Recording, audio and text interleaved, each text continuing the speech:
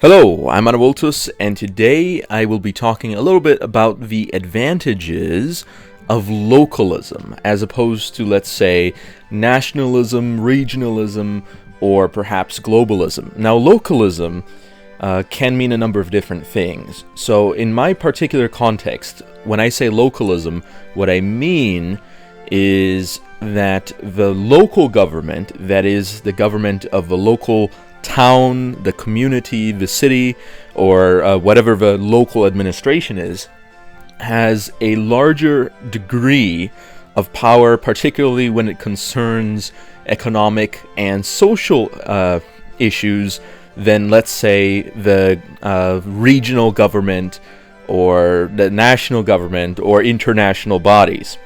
So in that sense, what I mean is that instead of having a centralized economy or a centrally regulated economy and a centrally organized society, you have a society that is organized around local authorities. Now, you might ask, what is the advantage of doing that? Well, the advantage is very simple. The answer is that it maximizes your ability for problem solving.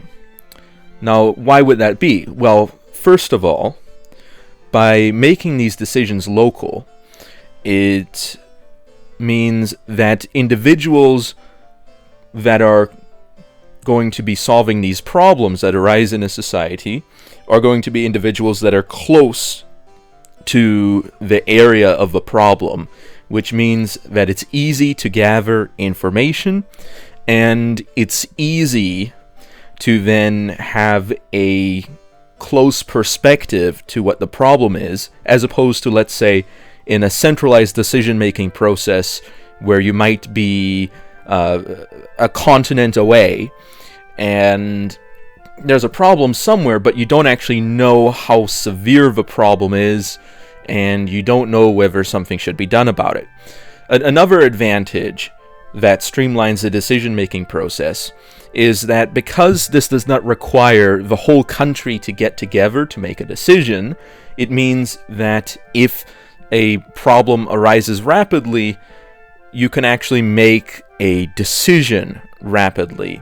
And you can do this without having to rely on some executive special powers by an executive agent, but rather you can actually have a quick dialogue, politically speaking, and actually by perhaps the end of a day or the end of a week solve a problem, depending on its severity.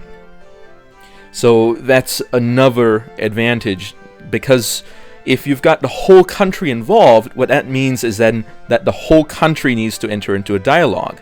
And this brings me to another advantage of localism here. And that advantage is that the people actually solving the problem and the people discussing the problem are people whose actual business the problem is. Because let's say there's a problem that is geographically specific. For example, flooding. Not all areas of the world are easily floodable. Some areas flood less than others. So then the question is, are you going to then bring in people that are from those areas that don't flood and then ask them to also pay taxes and to participate in the decision-making process on things that happen in areas that do flood when they might not actually be fully familiar with all of the issues involved? And this brings me to the next point, and that is expertise. Because going back onto this idea of being close to the problem and on the problem being geographically different, how is someone from the other end of the country going to know the exact economic situation and the exact economic interests of your community and the social problems that are happening in your community? Because it's very easy for people to get general ideas and to make generalizations, but that's not actually how you solve these problems. A big example would be recently where there was a problem with some people that were vaping, getting sick, and there was a panic, and what the government decided, some people in the government got together and they decided that they would perhaps ban exotic vape flavors. And I'm thinking, well, does that actually solve the problem? Because it's not simply something that's happening to everyone who's vaping. It's not something that is happening to people that only have exotic flavors.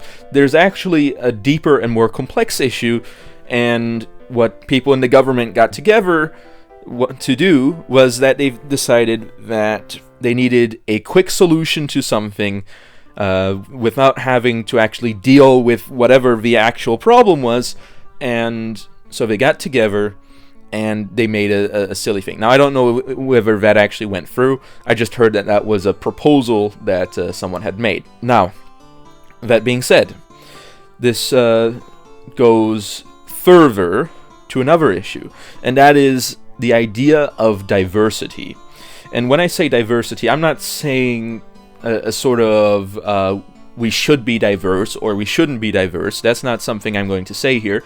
What I am saying is, when it concerns diversity, what we have to recognize is that there exists a particular diversity in the country, not just any country, but every country pretty much, except for maybe little city-states.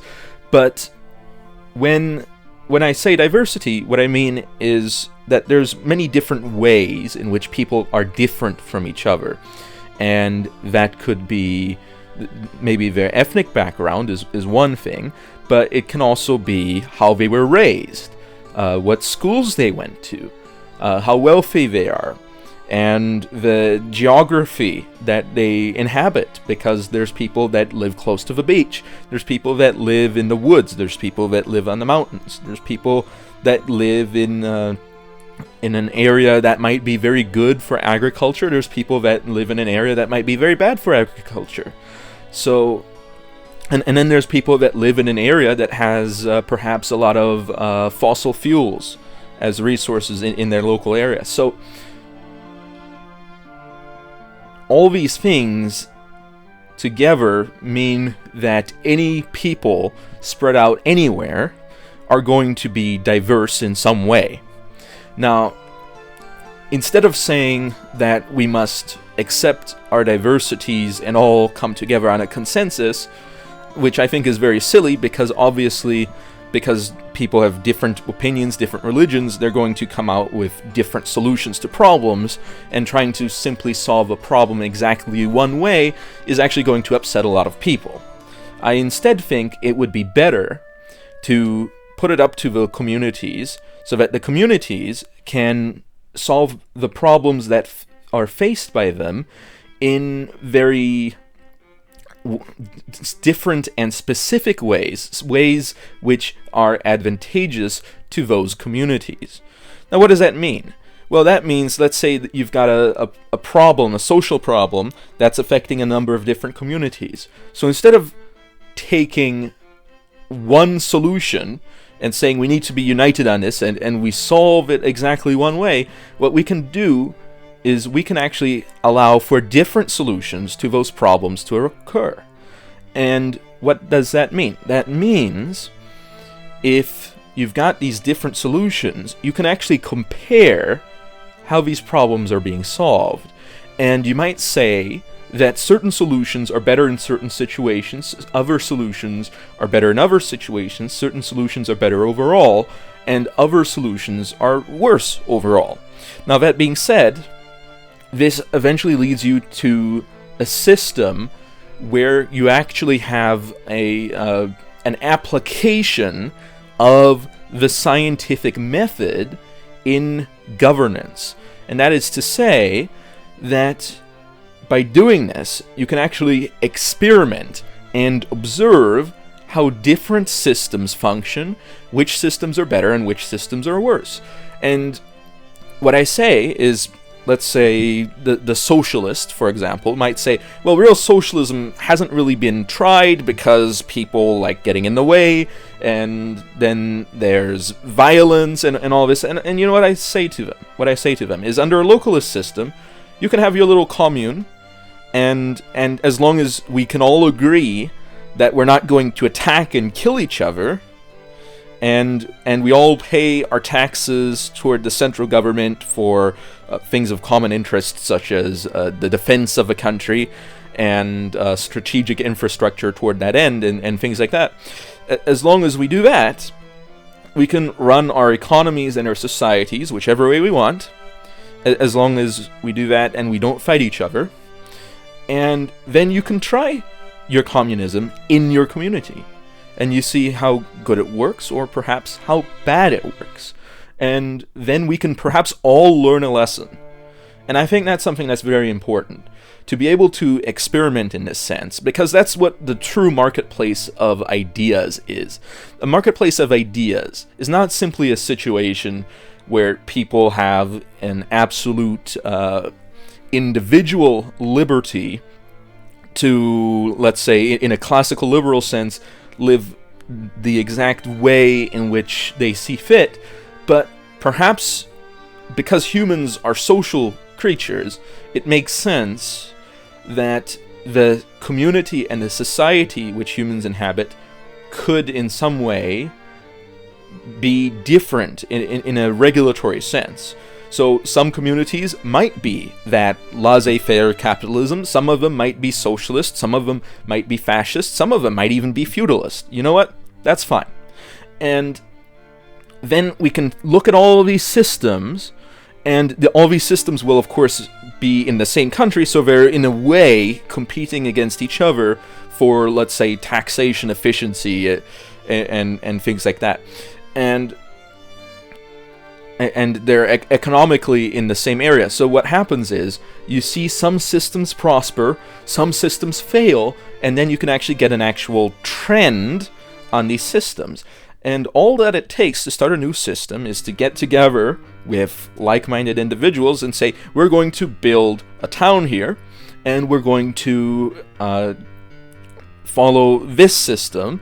And if it's successful, then other people are likely to emulate it. If it's not successful, then, although our own lives might have been the worse for it, at least it is a lesson to everybody else.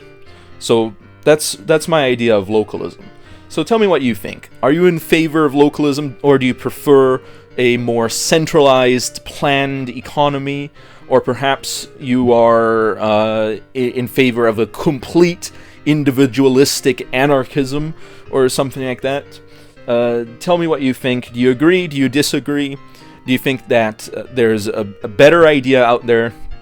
Because, for another example, okay, getting really edgy here. Let's say individuals who are really racist, okay? Someone's really, really racist, and he doesn't like living around people that are of different race. And you get those people together, and they can live in their community.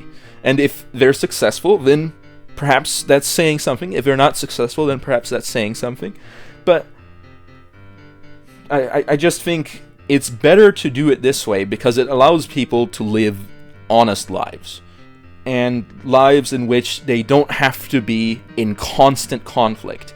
Where individuals, in another sense, if you have everything be exactly one way in the whole country, what you have is that the majority of people are in constant conflict with the government in some way, because there has to, and there always will be, some form of values difference.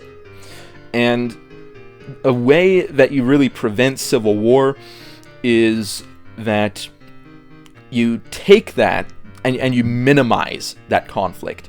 And also what you do by making this a local instead of a regional thing is that it also helps prevent rebellions, and it prevents groups of a particular persuasion to get together on a national level and rebel, because they have these local authorities which they can use to implement their systems, which in a way atomizes them. So it's a sort of divide and rule strategy from a statesmanship perspective as well, so that it helps prevent revolution by giving the people what they want to a large extent, and also dividing them into little segments.